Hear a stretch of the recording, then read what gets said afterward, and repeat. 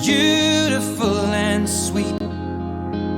Well, I never knew you were the someone waiting for me. 'Cause we were just kids when we fell in love, not knowing what it was.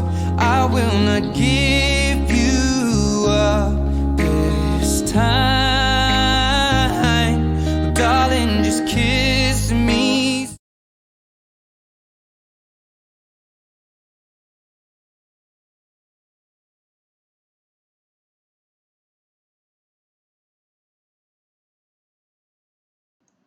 Okay, Assalamualaikum warahmatullahi wabarakatuh. So malam ini kita akan bersiaran secara langsung. Minta maaf. So malam ini kita akan minta maaf ya, saya bersiaran secara langsung. Speaker. Okay, baik. Okeylah. So malam ini kita akan minta maaf ya, saya bersiaran secara langsung. Speaker. Saya dah berbincangkan tentang okeylah. So malam ini kita akan minta maaf ya, saya bersiaran secara langsung. Speaker. Sebenarnya yang bahagian ini adalah bahagian yang paling penting yang kita akan menunjukkan dalam projek kata maaf ya, saya bersiaran secara langsung. Sebenarnya yang tak tahu nak buat yang paling penting, tapi sebenarnya kalau faham baju saya masalah yang teori matematik ini adalah sebenarnya so kita akan kepada elemen pembelajaran pada faham baju saya masalah yang teori matematik ini. Baik, sebelum ni kita dah bincangkan tentang elemen pembelajaran pada C. Soal dengan C ni kita dah bincangkan baik ni sebelum ni pada video yang ada dalam dengan saya punya page YouTube channel YouTube kita dah bincangkan balik. Tak apa, nanti sebab saya akan uploadkan video secara asing rakaman lain dekat live rakaman lain yang saya akan teraskan semula channel YouTube dah bincangkan balik pelajaran. Tak apa, nanti sebab saya akan so hari ni kita akan teraskan dengan pelajaran tentang pencanggahan yang saya akan teraskan. Bahagian ini bahagian yang paling so hari ni kita akan teraskan dengan pelajaran ulang. Minta maaf. Okey. Nasib baik ada tergur. Terima kasih. Okey, baik. Saya terlupa padamkan beberapa maklumat. Okey. Suara jelas dah? Cuba try sekali, jelas ke? Bukan, sound tak bermasalah. Saya terlupa padamkan dia punya setting. Okey. Sekarang okey tak? Kalau sekarang okey, saya akan teruskan.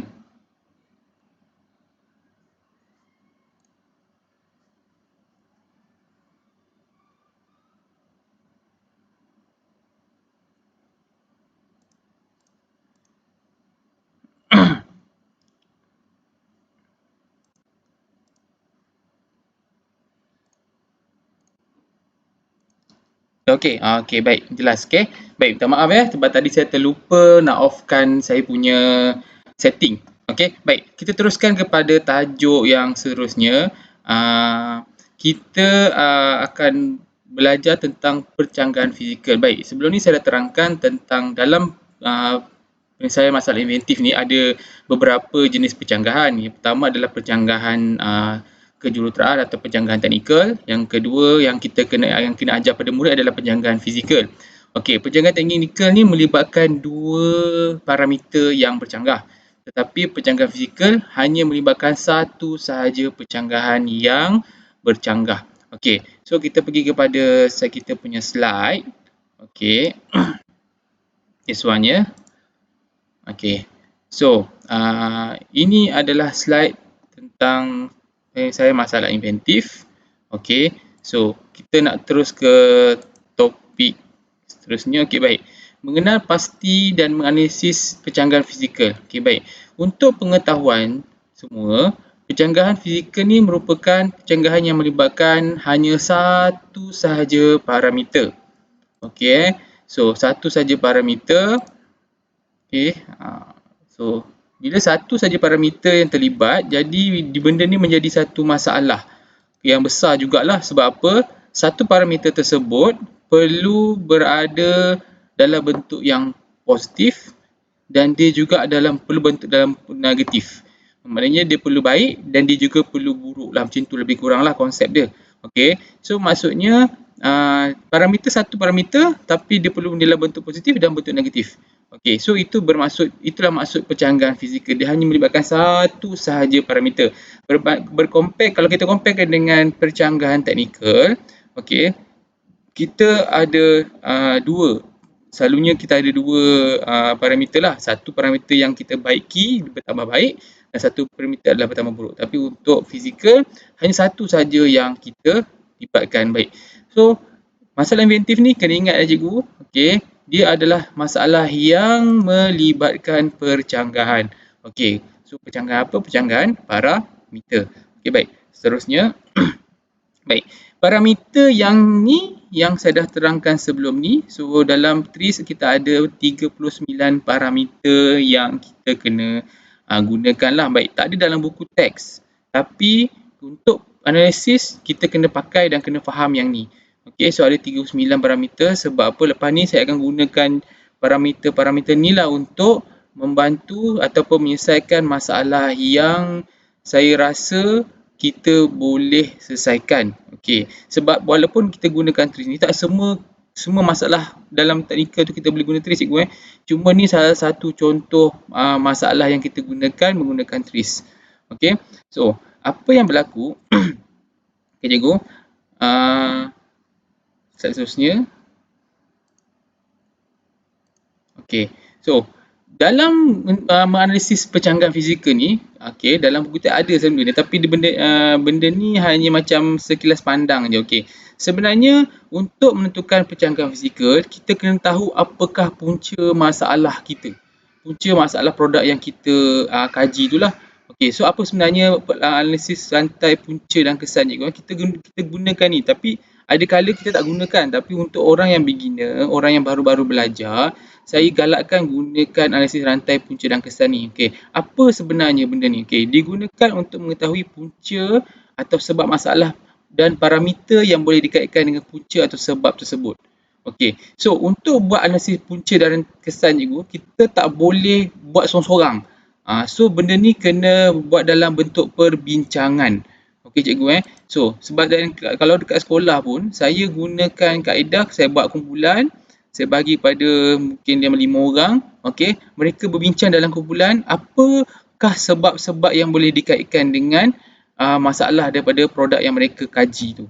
Okey, cikgu. So setelah kita jumpa, barulah kita jumpa parameter yang bermasalah ataupun punca bermasalah tu, baru kita boleh bincangkan step yang seterusnya.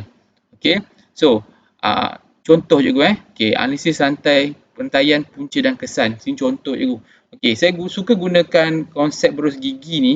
Okey, mana-mana kelas pun saya ajar atau mana-mana kursus saya pergi, saya gunakan berus gigi. Okey, contoh masalah. Okey, berus gigi yang dibawa semasa bercuti mudah kotor kerana bercampur dengan habuk. Okey, sekejap, cikgu, ya. Slide ni macam ada problem sedikit.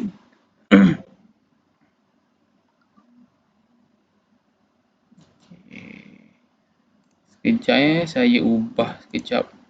Ada masalah pula. Okay, tadi saya buat slide ni dalam keadaan tergesa-gesa, cikgu. Sebab tak siap.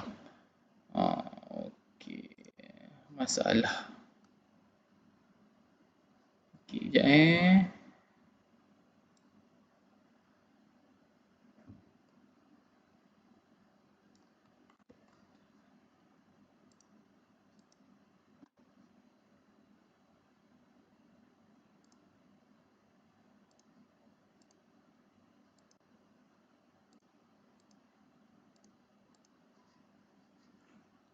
Okey, sorry.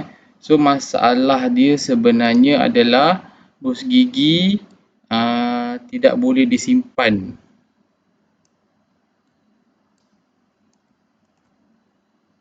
di dalam poket. Ini masalah dia. Okey, cikgu minta maaf Okey. So okey. So masalah baru gigi tak boleh simpan dalam poket. Okey, so bila kita bercuti, kita nak pergi bercuti, kita nak simpan benda tu dalam poket tak boleh. So daripada masalah ni baru kita gunakan untuk buat analisis punca dan kesan. Okey. So ini masalah dia. Okey cikgu. Berus tidak boleh disimpan di dalam poket. Okey, ini adalah masalah dia. Baik. Okey. So apa yang berlaku? Okey, so kita letakkan dahulu masalah tu di hadapan sekali kita punya cicak. Kita panggil cicak lah Analisis ni saya panggil cicak is cause effect change analysis. Okey, so saya letakkan depan sekali. So berus tidak boleh disimpan di dalam poket. Ini masalah kita. Okey, so daripada simple punya masalah, okey, kita kena cari apakah punca dia. Okey. So, punca dia, kita tengok. Okay, sebab apa berus tak boleh simpan dalam poket? Okay, sebabkan batang berus tak boleh dilenturkan. Okay, tak boleh lentur. Okay, itu satu masalah tu. Mana batang berus tak boleh lentur menyebabkan berus tidak boleh disimpan dalam poket. Tu dia punya punca dia. Kan? Okay, punca lain ada tak? Okay, ada contoh punca lain. Batang berus tak cukup pendek. So, kita nak simpan berus dalam poket sebabkan batang berus tu tak cukup pendek untuk disimpan dalam poket. Okay, So ini adalah dia punya punca dan ini adalah kesan dia. So batang berus tak boleh tak cukup pendek menyebabkan berus tidak boleh disimpan dalam poket. Dan satu lagi, batang berus tak boleh dilentur menyebabkan berus tidak boleh simpan dalam poket. Baik, dalam buku teks arrow dia terbalik. Maksudnya berus tidak boleh simpan dalam poket pergi kepada batang berus. Tapi dalam cicak yang dalam trees, okey, dia sebenarnya daripada punca akan pergi kepada kesan tu ataupun masalah tu lah. Okay, so kita buat macam tu. Kita guna yang standard lah sebab kita nak bagi mudah faham. Kemudian, baik. So sekarang ni saya dapati daripada satu masalah ni saya pergi ke dapat dua punca. Tapi adakah ni punca yang sebenar? Mungkin tidak. So kita buat kajian lagi. Kita bincang lagi. So apa yang menyebabkan batang berus tidak boleh dilentur? So kita pergi kepada dia punya punca lain pula. Okay, batang berus tak boleh dilentur disebabkan oleh batang berus mudah patah. Sebab tu dia tak boleh dilenturkan. Okey, ini mungkin jadi dia punya punca. Okey, yang kedua mungkin bahan batang berus terlalu keras. Sebab tu dia tak boleh dilenturkan. Okey. So ini adalah hasil perbincangan daripada dalam kumpulan. Okey, tak semestinya jawapan yang saya bagi ini adalah jawapan yang betul. Okey, tapi ini adalah contoh cikgu. Sekiranya cikgu nak berbincang dengan murid, okey, ini antara contoh-contoh yang kita gunakan untuk budak-budak faham lah. Okey, lagi baik. Di sini pula batang berus tidak cukup pendek. Kenapa batang berus tidak cukup pendek? Okey, kenapa? Mungkin disebabkan oleh keadaan batang berus panjang. Sebab tu dia tak cukup pendek untuk menyimpan berus dalam poket. Okey, so kalau cikgu tengok kotak-kotak ni cikgu, dia boleh jadi satu cerita tau. Keadaan batang berus panjang menyebabkan batang berus tidak cukup pendek dan menyebabkan berus tidak boleh disimpan di dalam poket. Dia jadi cerita. Okey, so bila ni level 1, masuk ke level 2, okey, yang ni dah jadi punca dia dan yang ni akan jadi dia punya kesan. Okey, so bermaksud punca dan kesan. Punca tadi yang asal tadi yang dia punya level 1 tadi tu, okey, dia dah jadi kesan untuk level 2 punya punca. Okey, macam ni cicak dia buat lah. So ada lagi tak? Okey, kita tengok macam tak cukup lagi kan. Kita buat lagi analisis. Okey, baik. So kita cakap bahan batang berus mudah patah. Kenapa? Sebab dia menggunakan bahan jenis plastik. Okey. So kita cari lagi. Okey, bahan batang berus terlalu keras. Okey, mungkin jenis batang dia boleh ada batang besi. Contohlah, ni contoh je cikgu. Tak semestinya benda ni cikgu kena ikut, tidak. Tapi ni adalah contoh. Dia mesti hasil daripada perbincangan cikgu Okey, kemudian di sini last sekali. Okey, keadaan batang berus panjang. Sebab apa keadaan batang berus mesti panjang? Sebab apa? Memberus gigi perlu batang yang panjang. Okey, so maknanya memberus gigi perlu batang panjang menyebabkan keadaan batang berus panjang dan menyebabkan batang berus tidak cukup pendek untuk kita menyebabkan berus tidak boleh disimpan di dalam poket. So di situ dia jadi satu cerita cikgu. Okey, so dia satu cerita kat sini panjang ni daripada atas sampai bawah ni jadi satu cerita sehinggalah dia dapat kesan yang terakhir iaitu dia punya masalah tu lah. Okey, so ini cara kita gunakan cicak cikgu. Okey, baik. mungkin yang ini cikgu perlu bincangkan lebih lanjut mungkin, ataupun kita akan bincang lebih lanjut kemudian lah. Tapi yang ini adalah satu contoh di mana kita nak cari apakah punca masalah bagi kita punya masalah produk. Okey, so yang ini yang kita nak sebenarnya. Okey, baik, sebelum saya pergi seterusnya, ada yang nak bertanya sementara sebelum saya pergi ke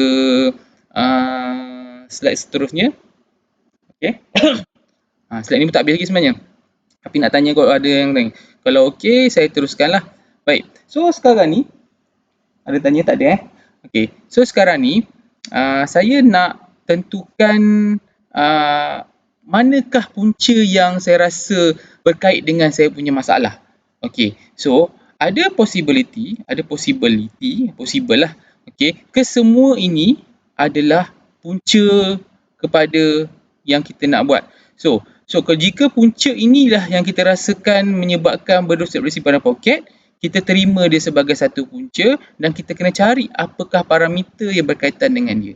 Okey, untuk kes yang ini, okey, saya rasa jenis bahan batang plastik tidak berkaitan dengan berus yang tidak boleh simpan dalam poket.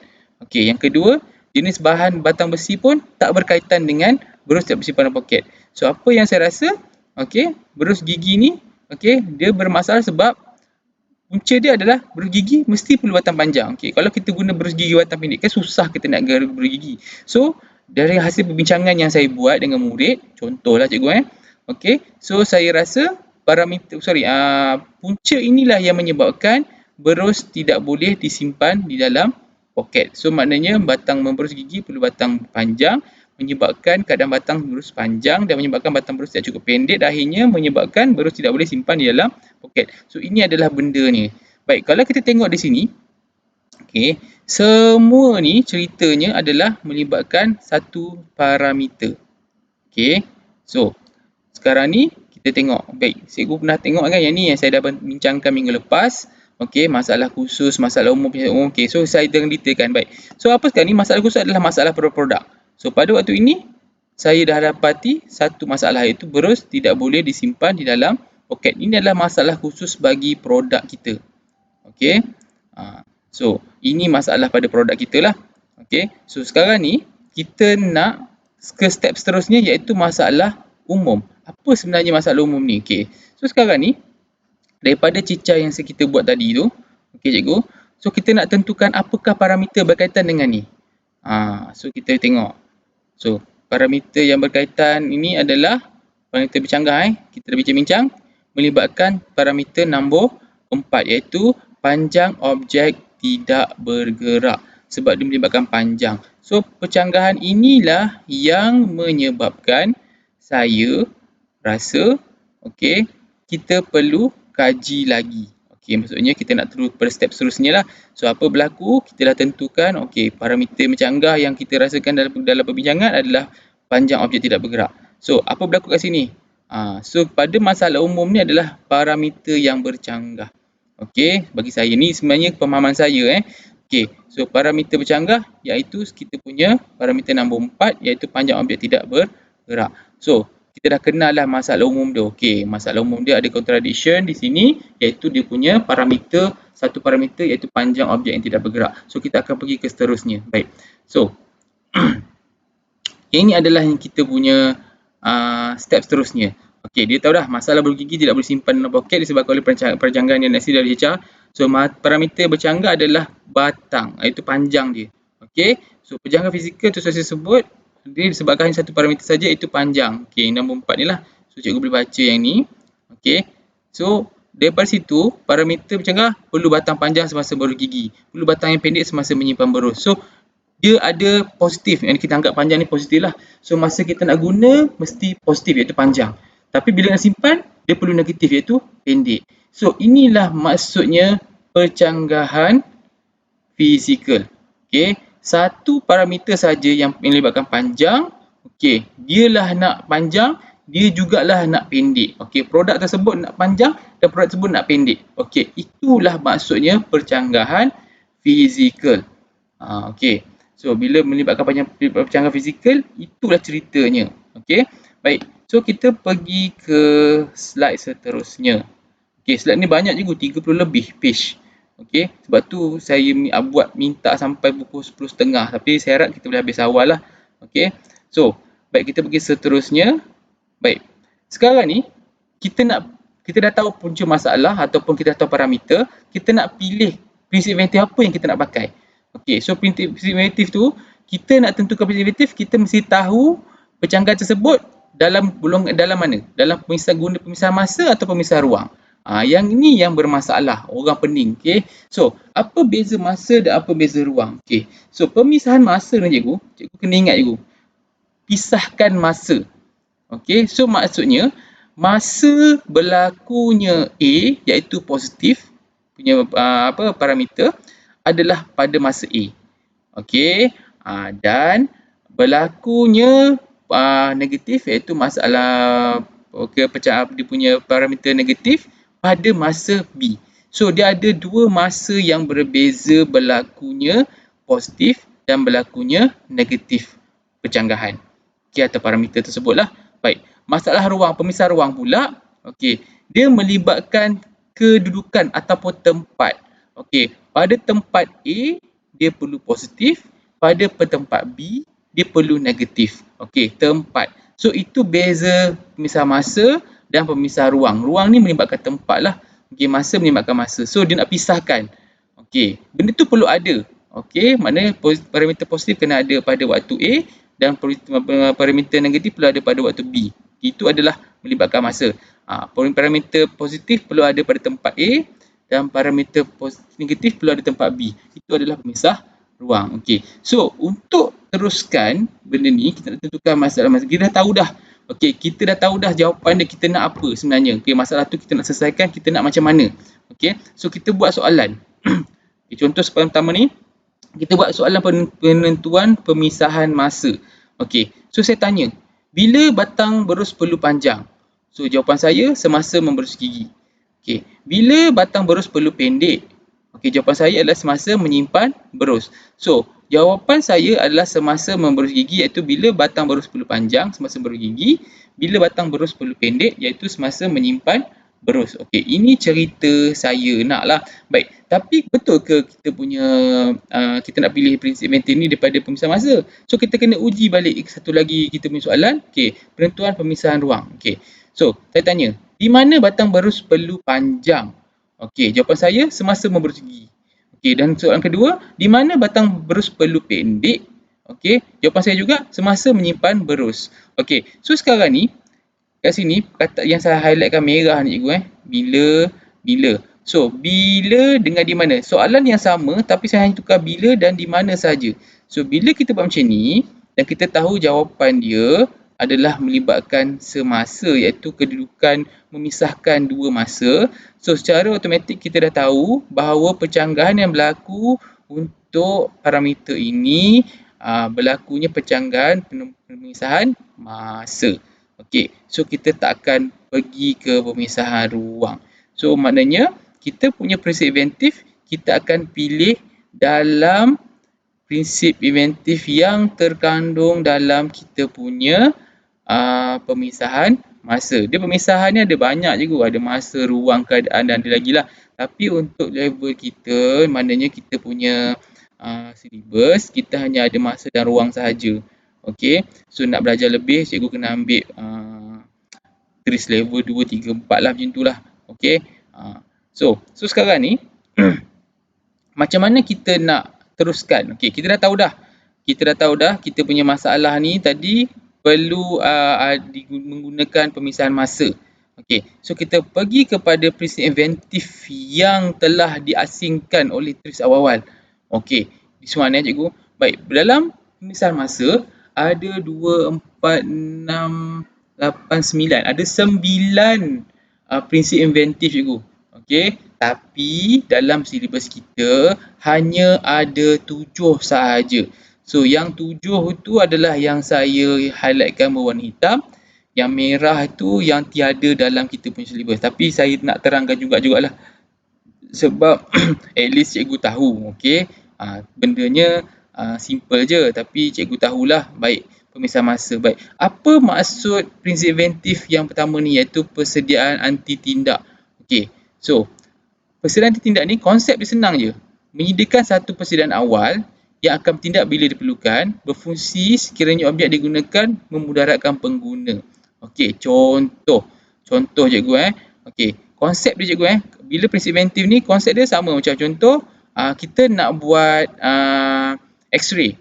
So ada bahagian-bahagian tertentu, contohnya bahagian kita punya reproductive system lah. Okey, so kalau kita guna X-ray, kemungkinan besar sel-sel itu mungkin ada yang mati atau rosak. So sekarang ni kita pakaikan apron plumbum. Okey, so kita gunakan apron plumbum ni untuk elakkan pada bahagian-bahagian yang tertentu terkena sinar X. X-ray inilah. So, itu contoh anti tindak, maknanya ada bahagian yang kena, ada bahagian yang tak kena. So, anti tindakan. Itu maksud persediaan anti tindakan. Okey, tapi tak apa, saya tak perlu terang yang ekstra ni sebabnya dia adalah tiada dalam kita punya syllabus. Okey, seterusnya tindakan awal. Okey. Baik, kalau cikgu perasan, saya tandakan nombor 9, 10, 11, 15 kan. Kalau cikgu comparekan dalam buku teks dia tak ada nombor ni cikgu.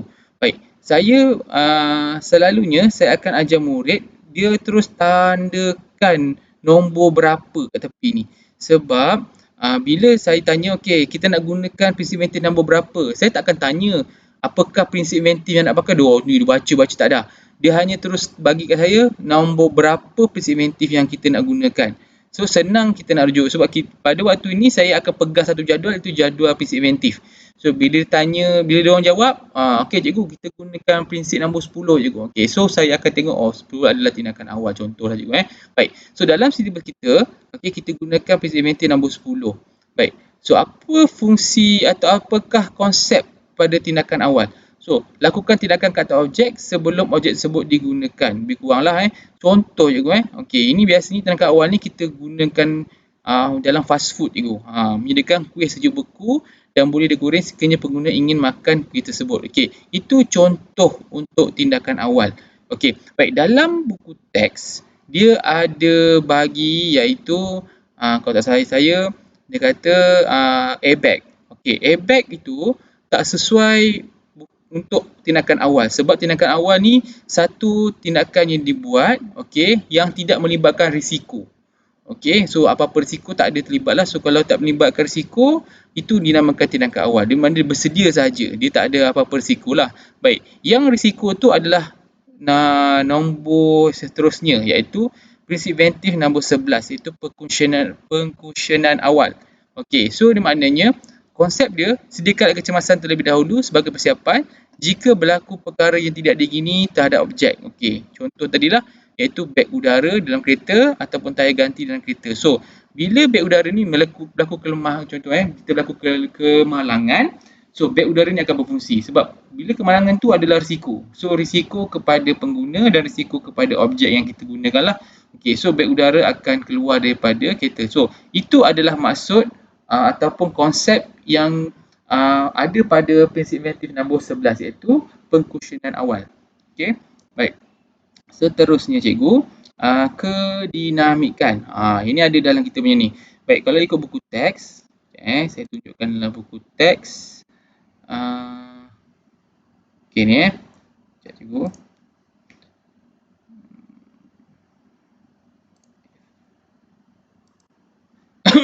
Okey cikgu. Buku teks cikgu So, dalam buku teks dia letak kedinamikan dulu. Okey, so kedinamikan dulu. Kemudian letak tindakan awal, tindakan berkala, tindakan keterlaluan, pengembangan terma, pembangunan pemulihan dan sekali tindakan berusaha yang berfaedah. Baik, sebenarnya tak adalah kata salah. Tapi dalam TRIS, kita amalkan cara dalam TRIS, kita susun ikut nombor parameter cikgu. Nombor prinsip inventif. Parameter pun sama. So, nombor prinsip inventif ni, okey, cikgu kena faham di mana kita akan buat analisis ataupun pemilihan prinsip inventif ni, kita akan buat daripada atas ke bawah, iaitu nombor 1 sampai nombor 3, 40. Okey, so kita tengok satu persatu cikgu. Okey, contoh cikgu baik, tindak kedinamikan. Kalau kita tengok dalam kita punya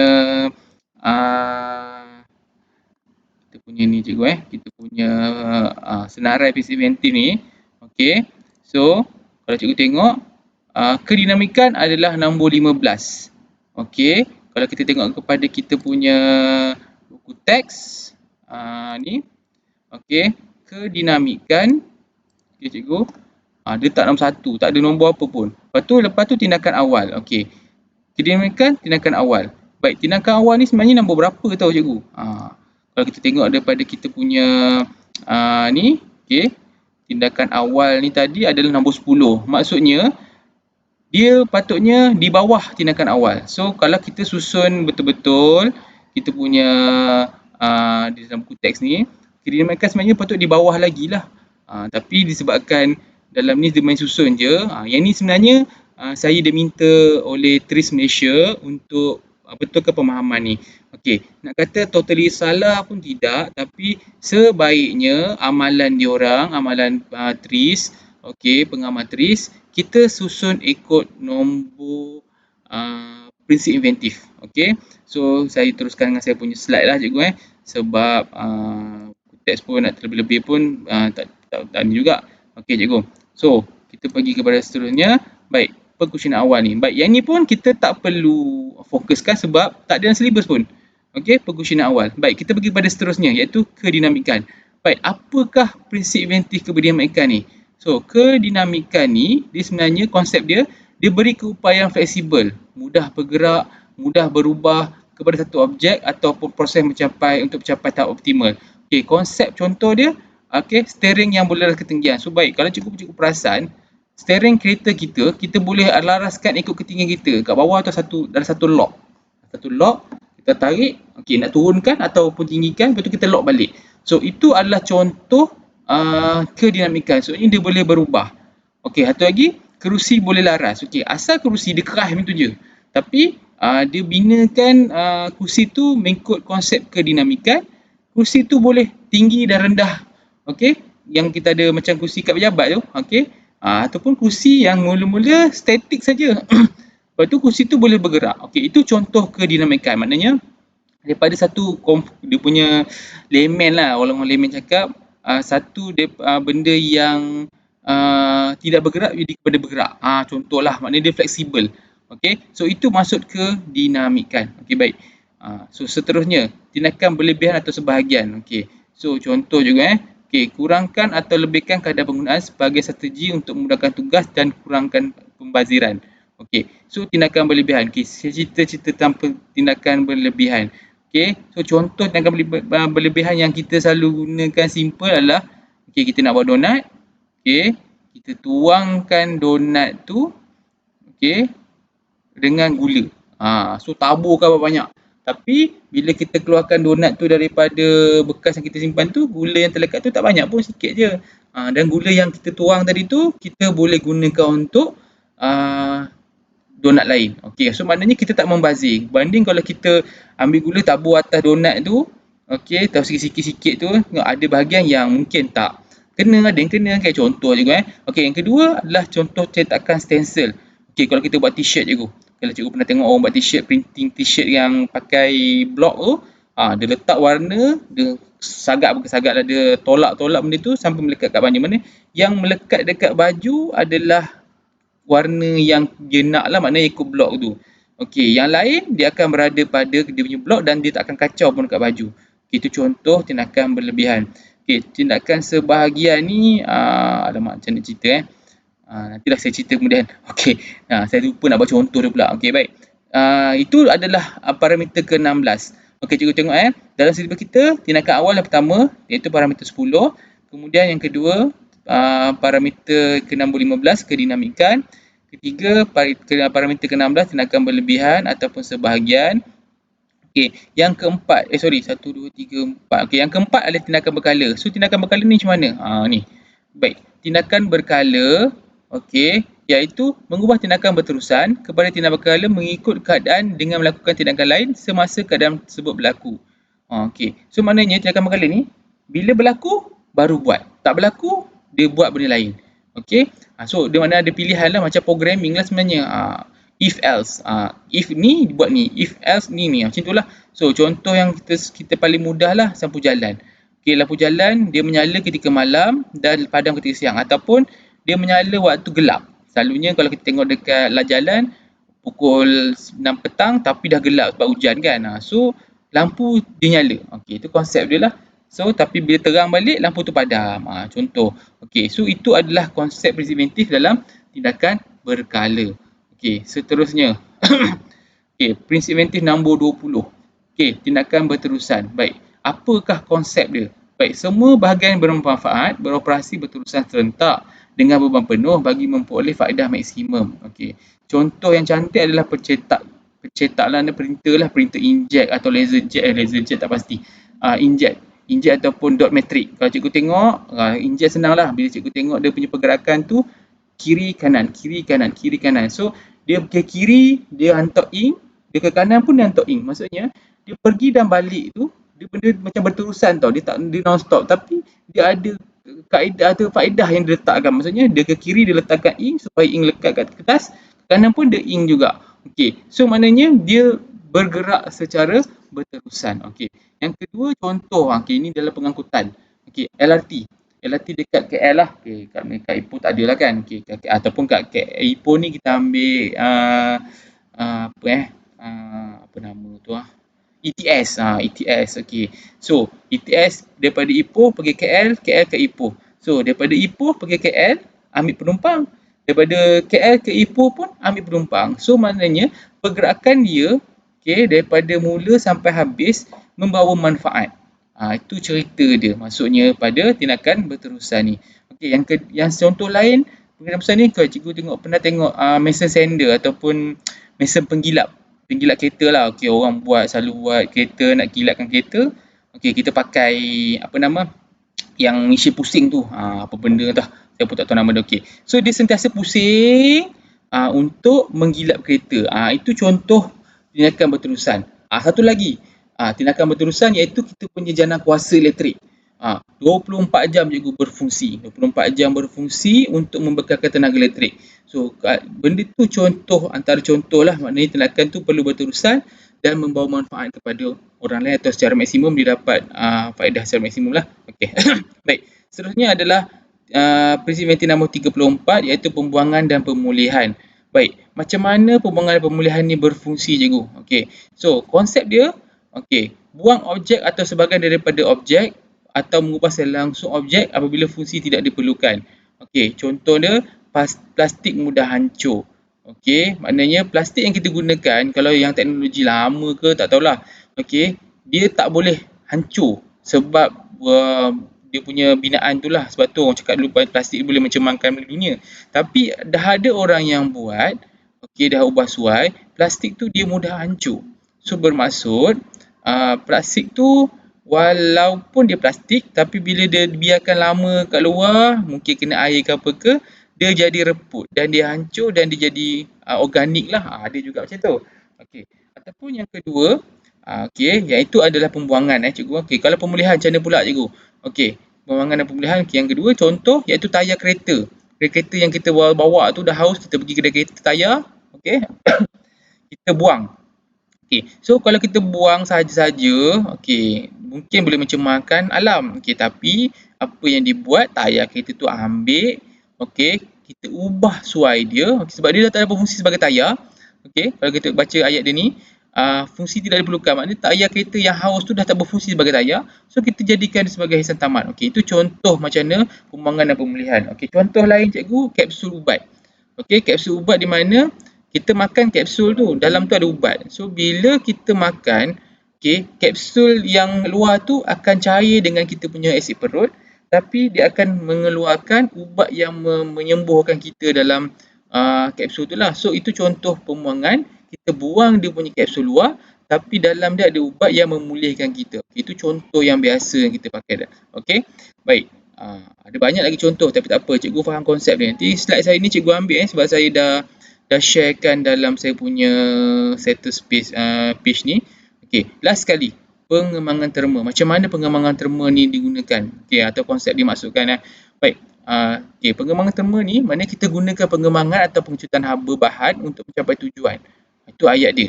Contoh yang kita pakai adalah termostat dalam elektrik. Serika elektrik. Baik. Bila serika elektrik tu kita sambung current elektrik, arus elektrik, dia akan memanaskan, dia elemen panas. Okey. So tapi dalam tu juga ada satu, kita panggil termostat, satu dua couple punya logam yang bila satu logam tu dia lebih cepat panas atau cepat kembang, satu lagi tu kurang lambat sikit kembang. Okey. So bila yang satu tu mengembang lebih, so dia akhirnya menyebabkan dia punya sentuhan kepada wire elektrik dengan dia punya elemen panas tu akan terputus. Okey, bila agak-agak sejuk sikit je, dia menguncup. Menguncup dia akan sambung balik litar, dan bila panas balik dia akan putuskan litar. Okey, itu konsep termostat dalam kita punya syarikat elektrik lah. Sebab tu kita boleh pusingkan kita punya tu, okey nak berapa? Okey nak panas macam ni. Okey, contoh Baik, yang kedua paling simple pengaman terma ni kita gunakan pada termometer. Okey, iaitu pengembangan mercury. Okey, itu yang kita gunakan. Kita tahu suhu dia macam ni, suhu dia macam ni. Okey, konsep dia yang sama menggunakan pengembangan terma. Okey. So, itu adalah prinsip-prinsip inventif ni. 7 je tindakan awal, kedinamikan, tindakan berlebihan atau sebahagian, tindakan berkala, tindakan keputusan, pembuangan pemilihan dan pengembangan terma. Okey, ini adalah prinsip inventif yang kita kena faham. Baik, saya ingatkan cikgu, kita jangan minta budak hafal kita punya prinsip inventif ni. Okey, kalau cikgu nak tanya pun soalan lah, cikgu tanya soalan kefahaman cikgu. Okey, contoh cikgu bagi satu contoh lah cikgu cikgu bagi satu situasi. Okey, kemudian mungkin cikgu boleh bagi sebagai lampiran ada 7, ada 14 kan, kita ada 14 prinsip inventif. Cikgu bagi je lampiran tu. Okey, baik. Yang ini macam ni cikgu cakap masalah ni. Okey, apa yang berlaku? Apakah prinsip inventif yang sesuai digunakan pada konsep tu. So maknanya kita bagi budak faham konsep, tak perlu hafal. Okey, sebab saya rasa hafal, saya sendiri pun tak pernah hafal benda-benda ni. Okey, dengan nombor dengan 40-nya, so kita tak hafal benda tu semua. Okey, baik. So kita seterusnya, baik. Ini baru kita faham pasal prinsip inventif. Okey, so sekarang ni kita nak teruskan kita punya kajian tadi. Okey, hanya prinsip inventif usanitas saja digunakan sebagai RBT. Okey. So, sambungan. Okey, baik. So, sekarang ni daripada situasi baru gigi tadi, okey, kita dah kena pasti penjagaan fizikal adalah menggunakan pemisah masa. Okey. So, ayat dia disebabkan masa-masa nak digunakan perlu panjang dan semasa tidak digunakan dia perlu pendek. So, maknanya pendek dan panjang bukan pada masa yang sama. Okey. So, daripada situ saya fikir bincang-bincang. Okey, saya rasa kita pilih satu daripada 7 prinsip di mana saya nak pilih nombor 15, kedinamikan, iaitu kita beri keupayaan fleksibel, mudah bergerak, mudah berubah kepada satu objek atau proses mencapai tahap optimal. Okey, macam mana kita pilih cikgu? Ni hasil perbincangan lah. So daripada 7 konsep ni tadi tu, okey, so kita bincang-bincang yang mana yang kita rasa kita boleh buat. Okey, so untuk kali ni contoh cikgu ini contoh bukan compulsory So dalam pemisah masa ni saya berbincang kita nak gunakan kedinamikan. Maksudnya kita nak jadikan dia fleksibel. Bila ada masa dia jadi pendek, ada masa dia jadi panjang. Okey, so kita nak jadi tu. So apa yang kita perlu buat? So tadi kita dah bincangkan masalah khusus dan kita dah bincangkan masalah umum iaitu parameter bercanggah. So kita pergi seterusnya iaitu pemilihan prinsip inventif. So saya dah pilih prinsip inventif tadi, kita pilih nombor 15. So sekarang ni tinggal step terakhir iaitu penyelesaian khusus. Macam mana kita nak buat penyelesaian khusus ni? Baik, penyelesaian khusus ni kita akan buat apabila kita nak ubah suai kita punya produk based on kita punya prinsip inventif tadi. Yang nombor 15 ni lah untuk kes ni. Okay, so sekarang ni kita bincang. Baik, kedinamikan, beri keupayaan fleksibel, mudah bergerak, mudah berubah pada satu objek atau proses mencapai tahap optimal. Okey, ini adalah kita punya konsep yang kita nak. Baik, so apa yang kita cadangkan? Okey, so pada ni, ini dah masuk pada 1.3.3 cikgu maknanya standard pembelajaran 1.3.3. Okey, so menjustifikasi cadangan perubahan harga bentuk berdasarkan pemilihan prinsip inventif. So saya dah pilih prinsip ni, kita dah pilih prinsip ni 15 iaitu kedinamikan. So saya nak buat. So apa yang saya bercadangkan? Kita buat batang berus yang boleh dilipat. Dia bergeraklah maknanya daripada panjang tu kita lipat. Okey, nak pakai, buka, nak simpan kita lipat. So sekarang ni dia jadi pendek semasa lipat, iaitu kita gerakkan dia dan dia jadi panjang waktu dia kita bukakan. So dia fleksibel, dia boleh buka. Okey. So dekat situ saya cadangkan Okey, so apa benda aplikasi idea tadi tu adalah pemisahan pada produk. Yang ni tadilah kita cadangkan untuk tabarruh boleh lipat je pendek semasa hendak simpan dan dibuka semasa hendak digunakan. Dipanjang lah. Okey, so apa berlaku? So sekarang ni pada standard pembelajaran yang terakhir, okey, kita hasilkan lakaran produk tersebut. Okey, ni contoh cikgu So asalnya macam ni. Okey, lakaran ni pun saya rembat je daripada Google. Okey. Dia buat idea dia, dia nak yang boleh bergerak macam ni. So daripada statik pada pergerakan. So inilah dipanggil sebagai kedinamikan. So dia buatlah lakaran, contoh-contoh lakaran macam ni. Okey, ini konsep dia. Okey. So di situ, okey, cikgu tengok idea dia, okey. Daripada awal, masalah khusus tadi, iaitu masalah pada produk, dia dapati bahawa berus tidak boleh simpan dalam poket. Okey, kemudian daripada situ, dia cari apakah punca masalah tu. So, punca masalah tu sebabkan oleh panjang dia, iaitu parameter yang bercanggah, itu parameter bercanggah adalah panjang objek tidak bergerak mengumpat. Okey, kemudian bila dia nak pergi kepada prinsip umum, dia kena lalui pencanggahan pemisah masa ataupun pemisah ruang. So neno, okey, kali ini dia pisah masa. So pisah masa, dia dapati bahawa yang prinsip matematik yang boleh digunakan, yang terbaik yang boleh digunakan adalah kedinamikan. Kemudian barulah pergi kepada aplikasi idea. Okey, terhasillah satu lakaran produk macam ni. Okey, so ini contoh pemisah masa. Baik, cikgu, suka saya nak ingatkan, semua benda ni mesti based on masalah. Okey cikgu, masalah yang ni. Sebab kita tak boleh main hentam je, tiba-tiba kita nak pilih ni. Tak, dia mesti ikut step by step tadi yang macam saya terangkan lah. Okey, baik. Okey, tanya soalan. Fauzi, boleh cikgu nama apa? Botol minyak jadikan basuh bunga, kira boleh lah mana yang berdatangkan hasil berguna. Okey, betul. Fauzi kata, tanya ataupun maklumkan lah kot ni. Botol minyak. Okey, botol minyak, mungkin minyak bukan minyak apa, minyak kelapa sawit. Okeylah, kita minyak kelapa sawit. Okey, tak, kita nak buang rugi. So apa kita buat? Kita jadikan dia sebagai basuh bunga. Boleh. Itu di mana digunakan prinsip pemulihan dan pembuangan dan pemulihan. Okey, itu konsep tu. Okey, baik. Itu pemisah masa, cikgu. Okey, macam mana kita nak buat pemisah ruang pula? Ada contoh tak? Ada, saya dah buat dah. Tu sampai pening tadi tu, petang tadi saya buat. Okey, ni dia pun 948 ni. Okey, baik. Saya rasa dalam 10 suku boleh habis kot. Tak apalah, kita cuba. Okey, kita pergi ke konsep seterusnya. Baik, apabila kita nak bincangkan tentang pemisah yang seterusnya, okey, kemungkinan besar masalah tu dah berubah, cikgu. Okey, contoh. Okey. Dia terbalik tadi. Okey, terbalik. Minta maaf cikgu. Sekejap. Patutlah saya tersalah pun ni. Okey. Bulu gigi tak boleh simpan dalam poket.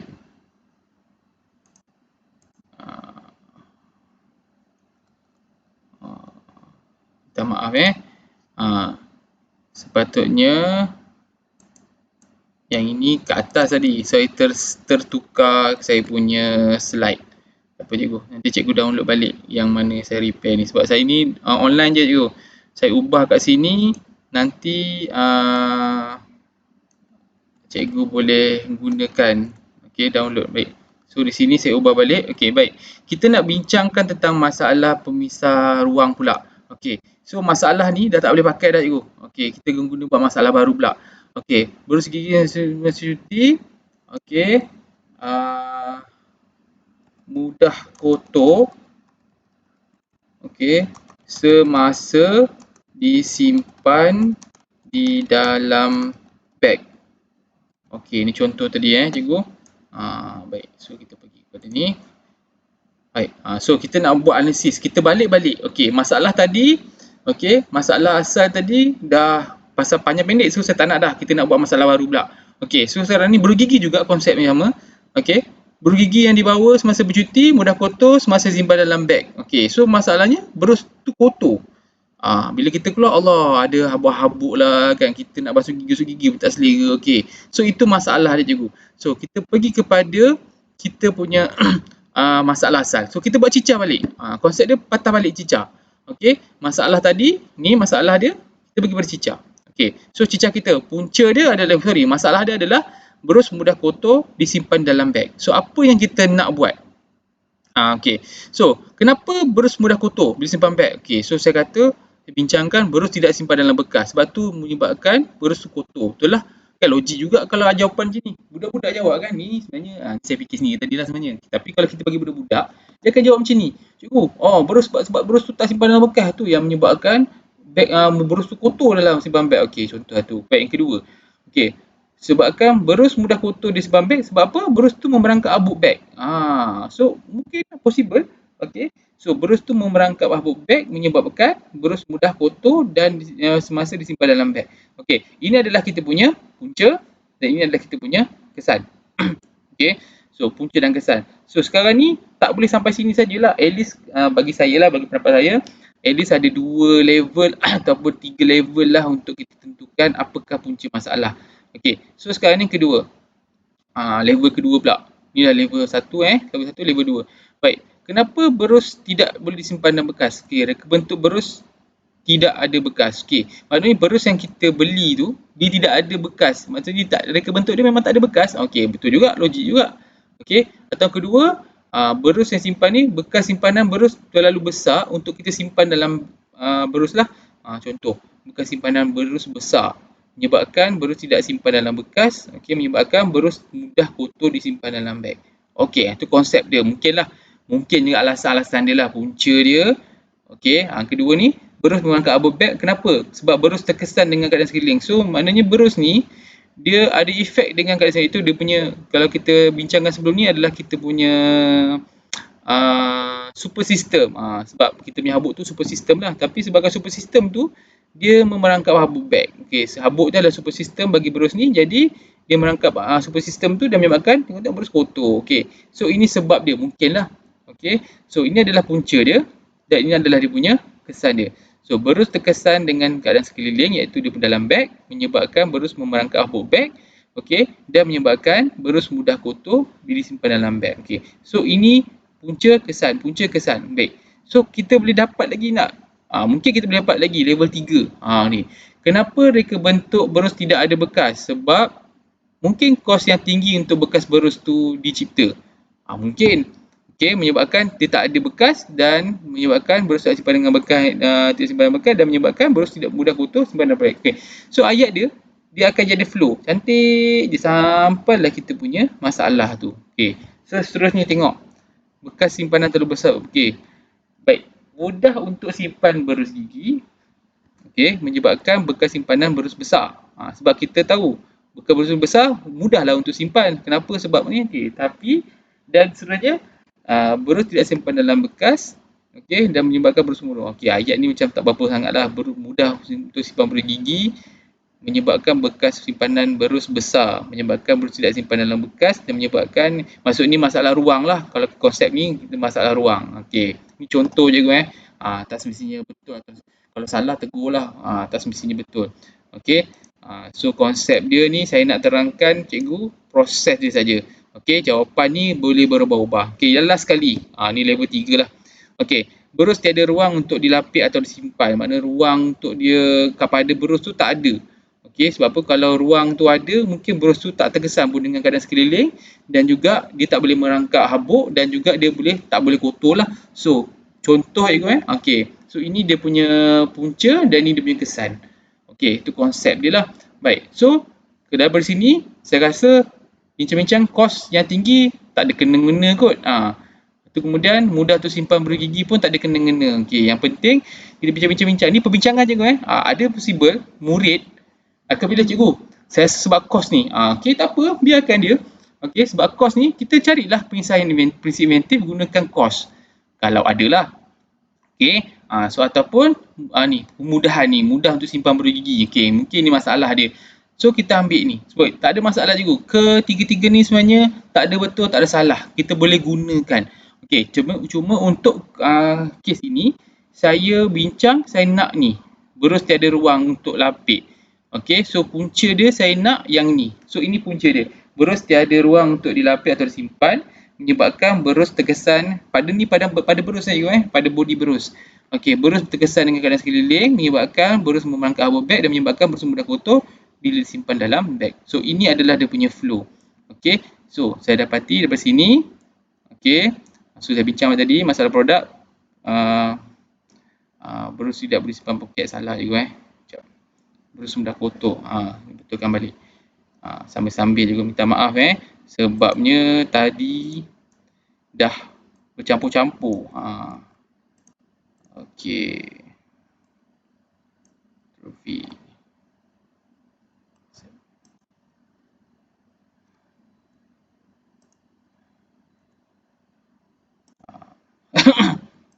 Okey juga baik. Dah pun pening lah. Okey.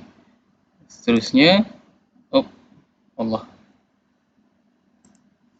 Okey. So, masalah khusus tadi, berus mudah kotor simpan dalam beg. So, masalah pada produk, masalah khusus Okey. So, kita bincang-bincang tadi, kita dapati bahawa yang bahagian ini kita nak dia sebagai dia punya punca dia. So, daripada sini saya fikir pasal ruang. So, maknanya parameter bercanggah daripada 40 parameter, 39 parameter yang kita ada. So, saya bincang dengan murid ke apa semua, kita dapati bahawa isu dia adalah tentang parameter bercanggah adalah pasal luas. Okey, tak semestinya betul, tapi ini contoh. Okey, so kalau nak tegur ke lepas ni cikgu, saya rasa bukan ni tak apa, tak ada masalah cikgu. Saya tak ada kata ini adalah yang paling betul, tapi ini contoh saya. Okey, so daripada sini sebabkan ruang ni maknanya keluasan objek tu yang kita berus ni tak cukup. Okey, bercanggah lah, kita nak ada ruang. Dan sama kalau ada ruang, kita nak macam ni. So dia ada positif, ada negatif. Okey, so sekarang ni parameter bercanggah untuk bahagian ini kita cerita pasal luas objek tidak bergerak. Okey, kenapa kita ambil luas objek tidak bergerak? Sebab memang begini tak bergerak kecuali kita sentuh. Okey, tapi kalau benda ni bergerak, contoh kereta, kereta dalam kereta dia bergerak. Okey, itu kita gunakan nombor 5 iaitu luas objek yang bergerak. Okey, so cerita dia tak adalah. So kita ambil ni. So ni contoh je parameter bercanggah saya. Saya bincang-bincang, saya pilih nombor 6 ni sebagai dia punya parameter bercanggah. Okey. Okey, baik. So di sini masalah umum parameter bercanggah adalah nombor 6, luas objek tidak bergerak. Okey. So kita balik pada ni, masalah bergigi tidak bersimpan dalam poket bercanggahan. Okey. Ni pun silap juga tadi, tak sempat nak tukar. Okey, masalah bergigi kotor. Okey. Kotor semasa disimpan di dalam beg. Okey. Minta maaf ya. Biasalah. Slide ni baru buat. Bukan ni. Okey, masalah bergigi kotor semasa disimpan dalam beg. Disebabkan oleh percanggahan yang dinasi dan cicah, didapati bahawa percanggahan yang ada perlu ruang semasa menyimpan berus dan perlu ruang semasa menggunakan berus. Okey, baik. Ayat dia semasa je, tapi tak tentu lagi dia adalah pemisah masa. Okey, kita tengok kepada soalan dia dulu. Okey, so percanggahan fizikal untuk situasi disebabkan hanya satu parameter yang itu silap. Okey, inilah namanya buat kerja hantam saja. Okey, menyebabkan saja iaitu keluasan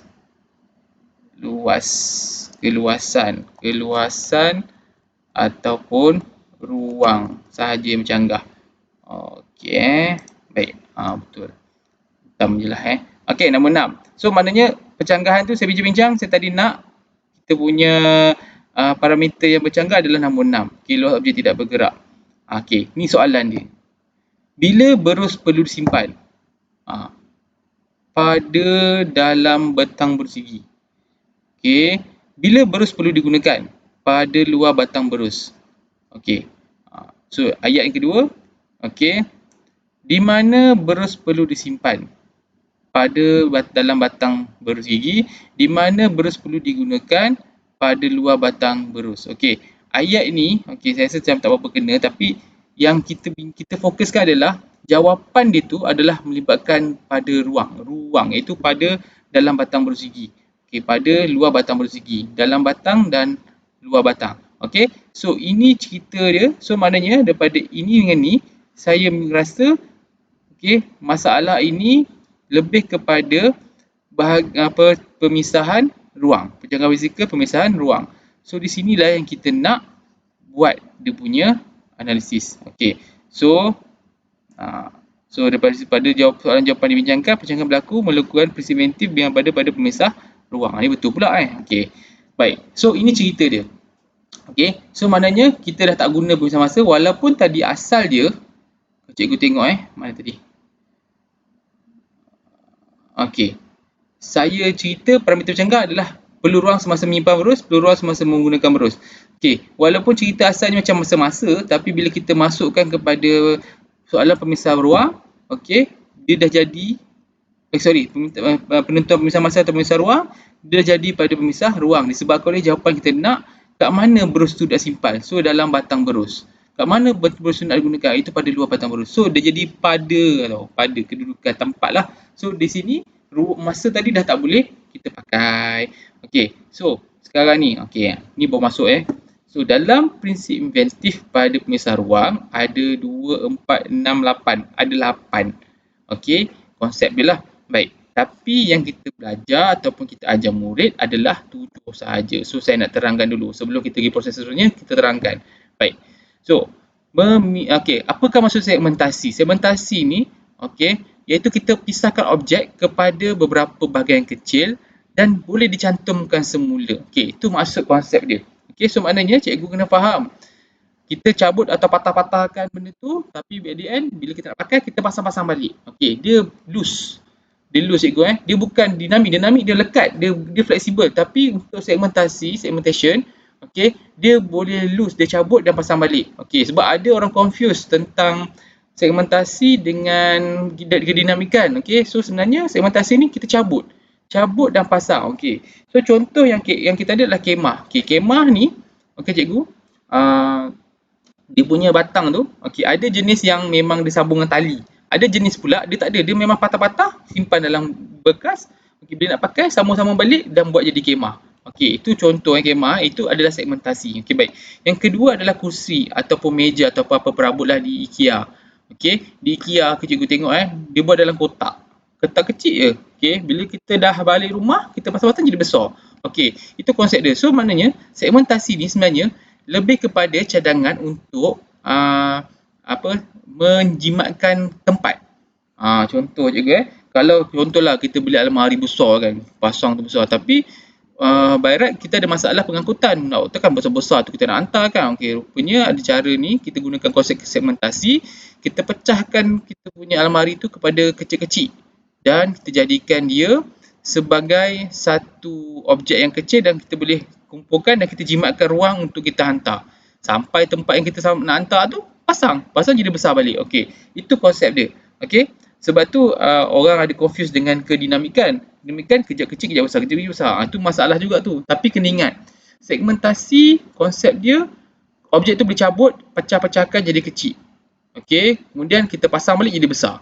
Okey, tapi kedinamikan dia fleksibel.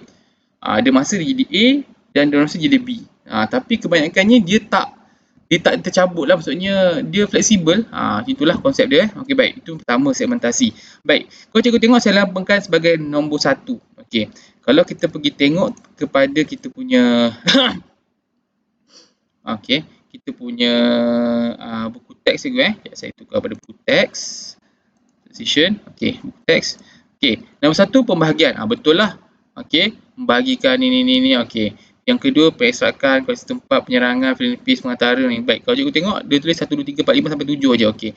Sebenarnya, kalau boleh cikgu bagi kat buku teks kat budak-budak, cikgu suruh budak-budak conteng kat sini. Conteng pakai pen lah. Sebab apa? Biarlah kekal nombor prinsip inventif tu.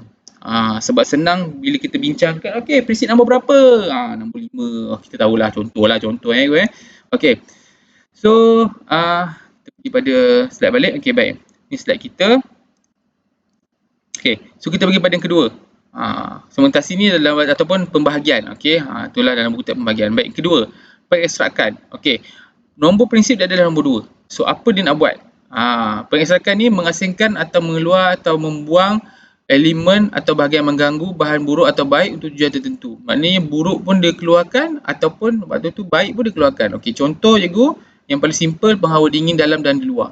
Okey, penghawa dingin, kita nak kawasan dalam rumah kita adalah sejuk. So, dia asingkan komponen yang dalam iaitu untuk sejuk, dan yang luar kompresor yang panas. Dia letak luar. So dia asingkan kedua tu. So itu dipanggil sebagai pengekstrakan. Dia asingkan benda tu. Okey, ataupun buah-buah. Okey, buah-buahan. Contoh cikgu buah-buahan ni dia ada jangka masa dia. Cikgu tak maaf mata gatal pula. Okey, contoh buah tembikai. Dia boleh tahan seminggu je. Lepas tu dia rosak dan dia busuk. Okey, tapi kadang-kadang kita tak nak makan buah tembikai tu atau nak minum air tembikai tu hari ni, kita nak minum dia tahun depan ataupun 6 bulan lagi. So kalau 6 bulan lagi tak jadi, sedap-sedap lah kita punya tu. So apa jadi? Okey, dia ekstrakkan rasa buah tu ataupun mungkin bau-bau dia ke apa ke, dan kita boleh gunakan ekstrak tu pada masa akan datang untuk kita minum. Dia tak sama macam persediaan awal je tak tak. Persediaan awal tadi yang kita bincang tadi, dia sediakan bahan tu awal-awal, okey bila nak pakai baru ni tak. Dia konsep dia keluarkan rasa tu. Itu adalah pengekstrakan. Okey. Ataupun yang biasa ni ni untuk perubatan.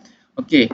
Dalam kita punya udara ni ada oksigen, ada nitrogen, ada hidrogen semualah. So ada satu teknologi dia kumpulkan gas oksigen saja, dia ekstrak daripada udara ni, dia ekstrak saja oksigen saja dia nak. Okey, dalam satu balang. Cara kaedah dia, itu kena wallahualam kita kena tengok balik lah kan. Kena Google ataupun YouTube apa benda macam ni nak buat. Okey, so itu contoh pengekstrakan. Maksudnya kita keluarkan daripada satu kawasan tu untuk dia jadi, kalau benda tu buruk, kita buang. Okey, so maknanya contoh ni, kompresor kat luar, buruk kan. So kita asingkan, kita ekstrak benda tu kat luar. Okey, macam pasal buah-buahan ni benda baik, so kita ekstrak. Oksigen pun benda baik, so kita ekstrak. Itu contoh Baik, kita keluarkan daripada sistem ataupun dia punya ni lah. Okey, dia punya produk tu. Okey, baik, seterusnya kualitas setempat. Yang ini. Yang ini banyak orang confuse dengan segmentation. Bahagian. Okey, so kualitas setempat ni menukarkan struktur ataupun sekitaran atau bahagian objek kepada keadaan yang paling sesuai untuk fungsinya. Okey, maksudnya macam ni cikgu. Okey, contohnya bekas makanan yang mempunyai beberapa kawasan dalam satu bekas. Okey, so satu bekas tu, okey, kita bahagi-bahagikan dia kepada beberapa bahagian. Okey, dia bukan pembahagian tapi kita ubah terus dikekal. So maknanya bekas itu sebenarnya asalnya kosong, tapi kita ubah suai. Okey, kita ubah suai dalam dia tu, kita bahagikan makanan. Okey, yang ini yang selalu confuse. Okey, bila kata dia bahagi makanan, itu adalah segmentasi ataupun pembahagian salah.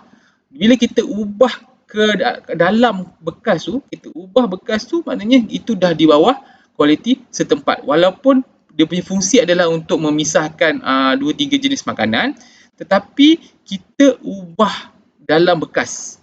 Bukannya kita, sebab kena faham, pembahagian ni dia pecahkan benda tu kecil-kecil dan dia simpan. Bila pakai, sambung balik. Tapi kalau kita ubah bekas, macam mana dia kecil tu? Dia memang dalam tu je. Okay, konsep dia memang dia bahagikan makanan, tapi kita ubah. So, itu nama konsep bekas kualiti setempat. Okay, so contoh kedua, pensel. Okay, dulu zaman sekarang ada juga lah. Pensel asalnya adalah pensel kayu saja. Okay, tapi sekarang ni, okay, kita ubah pensel tu, ada jenis pensel zaman-zaman dulu pun dah ada dah sebenarnya. Pensel kosong tu kita tambahkan dengan pemadam kat ujung dia. So ada bahagian yang boleh menulis, ada bahagian yang boleh memadam. So digabungkan, okey. So itu adalah kualiti setempat ni, kita ubah suai dia punya keadaan asal dia kepada keadaan yang baru. Okey. Ketiga, ubah suai dapur. Dapur kita kecil je contohlah kan. Ada dapur masak je, tapi kita ubah suai kita punya dapur dengan tambah kabinet cantik. So kita ubah suai. So itu dipanggil juga kualiti setempat, mengubah struktur.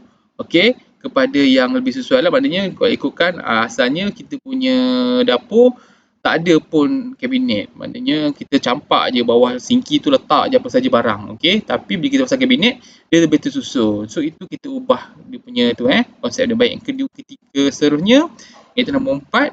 Okey, cantiknya misal ruang ni 1, 2, 3, 4. Betul, baru dia tukar nombor 7. Okey, 1, 2, 3, 4 akan terus.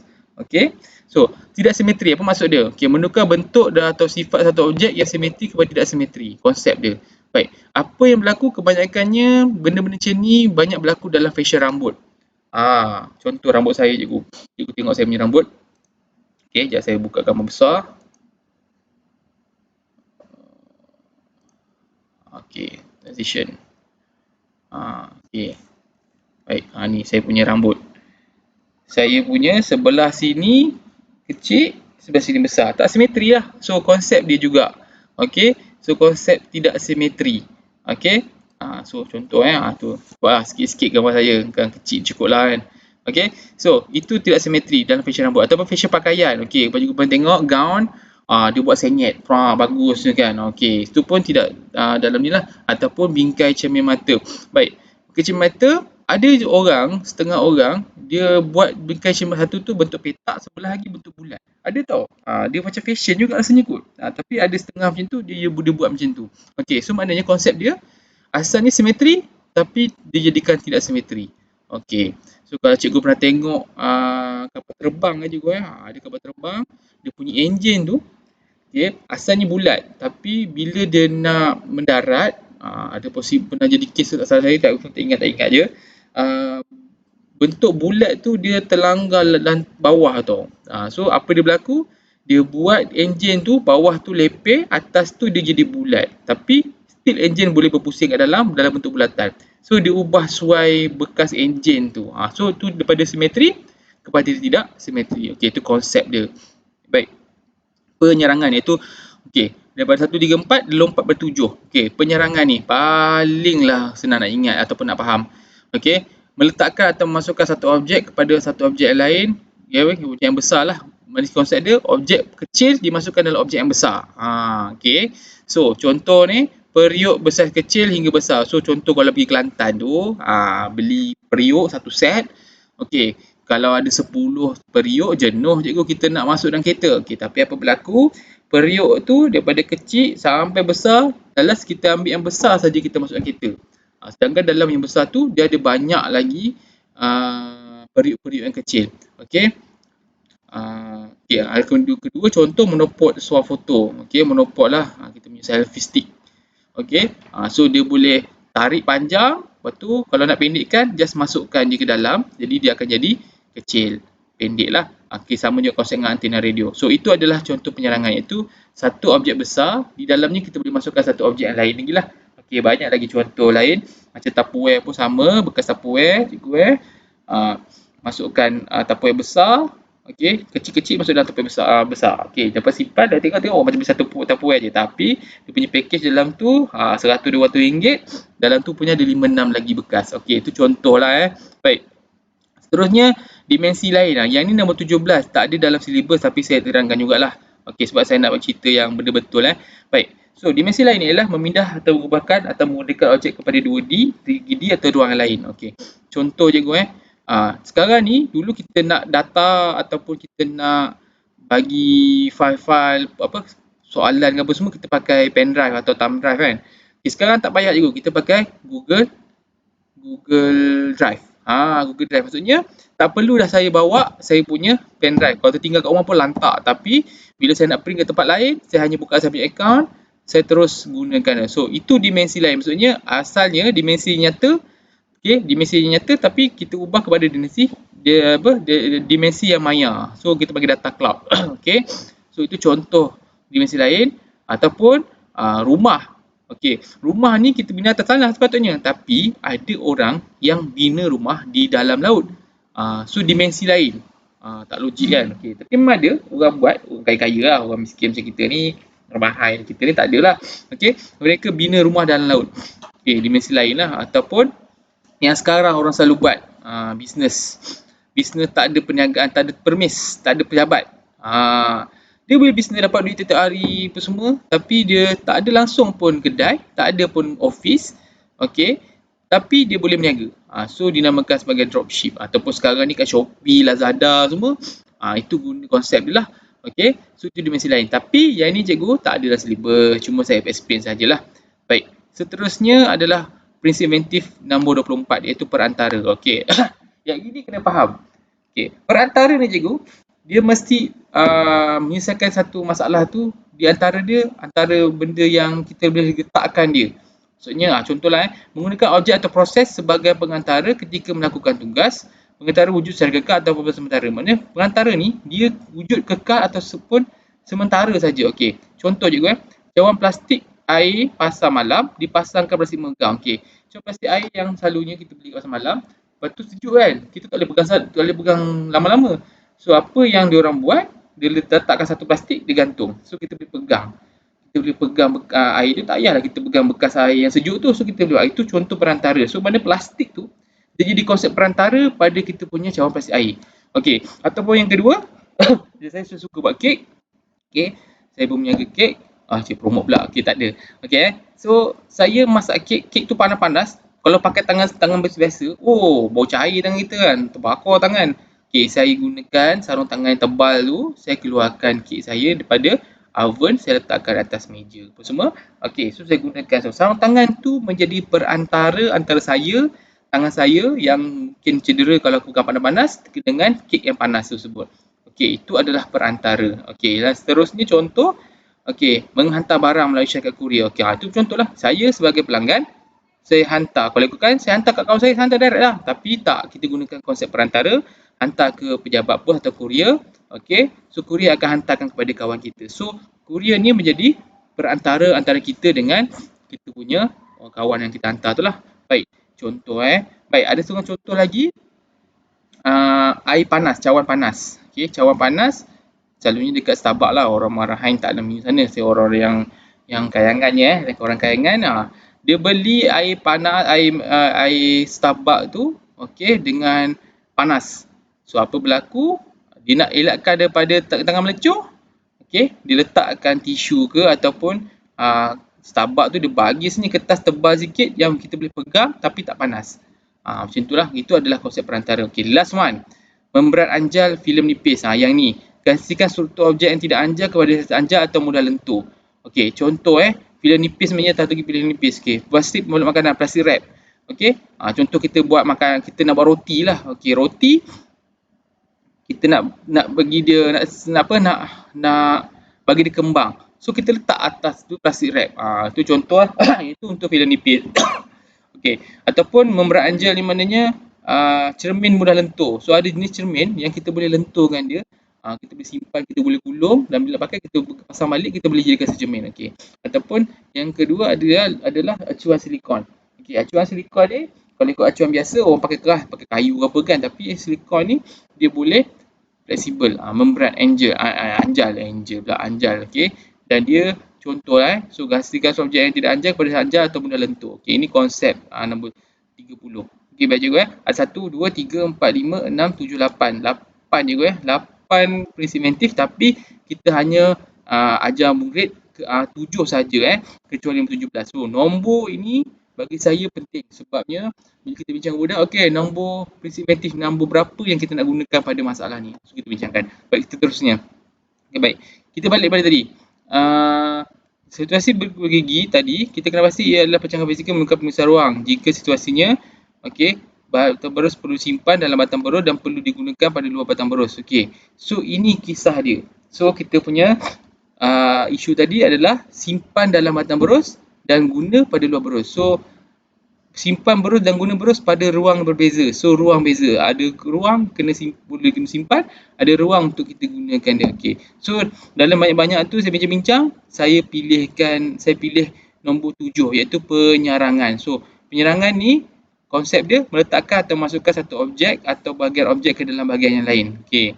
So dari situ saya dah pilih tadi, okey, kepada penyarangan. Okey. Baik, yang ini kita boleh bincangkan lagi kot, yang objek tidak bergerak, luas objek tidak bergerak ni kita boleh bincang lagi, tapi tak apa, ni sebagai dia punya flow je cikgu Baik, prinsip inventif, so saya pilihkan penyerangan. Baik, sekarang ni kita nak pergi kepada apa yang kita boleh buat dengan konsep penyerangan ni. Okey, kita tahu bahawa konsep penyerangan adalah meletak atau memasukkan satu objek atau bahagian objek ke dalam bahagian yang lain. So maknanya satu objek yang kecil dimasukkan pada objek yang besar. Okey, apa yang nak buat? Batang berus boleh dipecahkan kepada dua objek dan berus boleh disimpan dalam batang, dan seterusnya jika batang berus boleh dipecahkan pada dua objek dan berus boleh disimpan dalam batang berus sekiranya tak digunakan. So kalau nak guna, dia boleh keluarkan. Okey, ini ayat dia lah. Ayat dia penting. Tapi bila kita pergi pada satu point, ni dia punya ni konsep. Okey, 1.34 dia buat lakaran. Inilah hasil dia.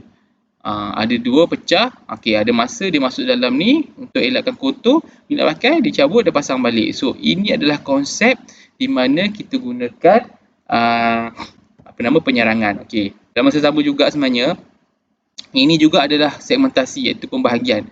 dia pecahkan dua. So maknanya dia cabut simpan. Okey, nak pakai sama. Okey, konsep yang sama itulah. So kadang-kadang satu produk tu dia dah gabungkan beberapa prinsip inventif. Okey, tapi yang kita nak bincangkan ni adalah penyerangan. So penyerangan ni maksudnya kita punya brus gigi ni kita boleh simpan dalam ni. So ini konsep dia. Okey. So ini adalah slide yang terakhir. Baik. Saya open kepada pertanyaan. Cikgu-cikgu nak tanya ke yang ada yang masih melayan ni? Lama cikgu, sejam 20 minit. Ada nak tanya tak? Kalau tak ada tanya, kemungkinan besar itu yang saya nak terangkan. Kalau ada tanya, saya boleh tunggulah cikgu, melayan cikgu. Sejam 30 minit cikgu. On dah. Daripada 8.50 tadi. Ada nak tanya? Okey. Saya open pada pertanyaan. Q&A.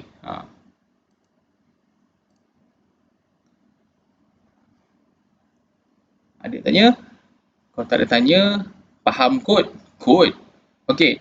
Tapi yang penting cikgu, makan dah ke engkau Uzi? Dah makan dah. Masak sendiri tadi.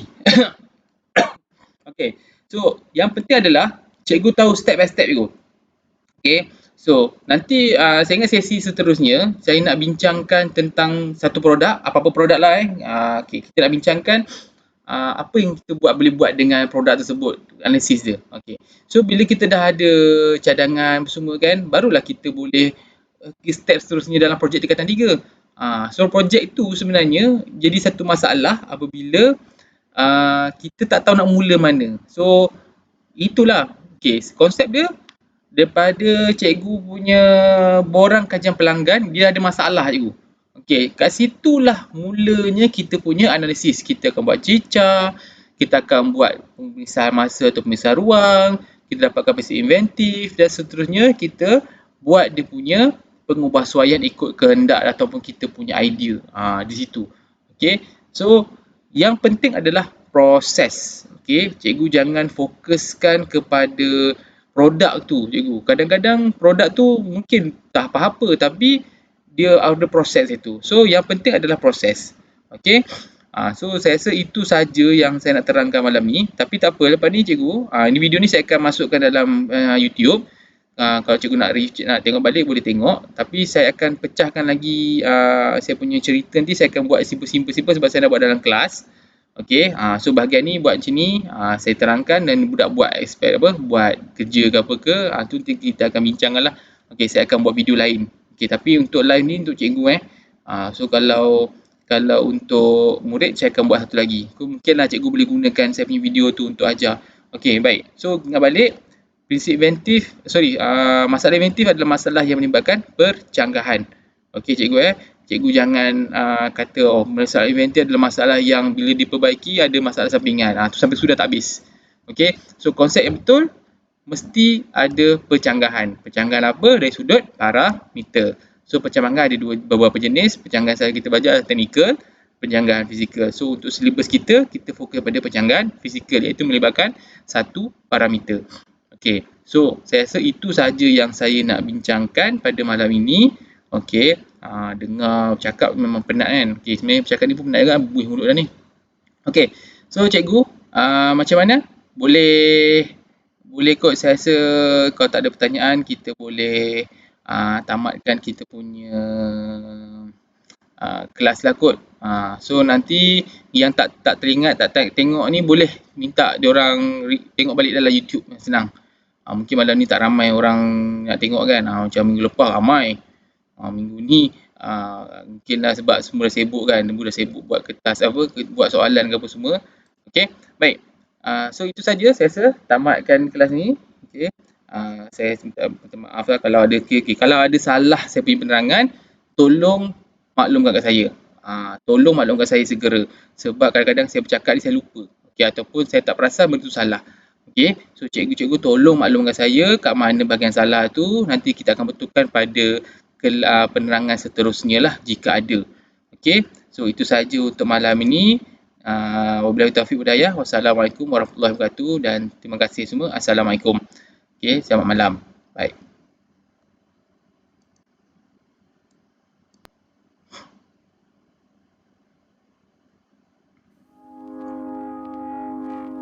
I found a love for me. Darling, just dive right in, follow my lead. Well, I found a girl, beautiful and sweet. Well, I never knew you were the someone waiting for me. 'Cause we were just kids when we fell in love, not knowing what it was. I will not give you up this time. Oh, darling, just kiss me slow. Your heart is all I own, and in your eyes you're holding mine. Baby, I'm dancing in the dark with you between my arms, barefoot on the grass, we're listening to our favorite song. When you said you looked a mess, I whispered underneath my breath, but you heard it. Darling, you look perfect tonight.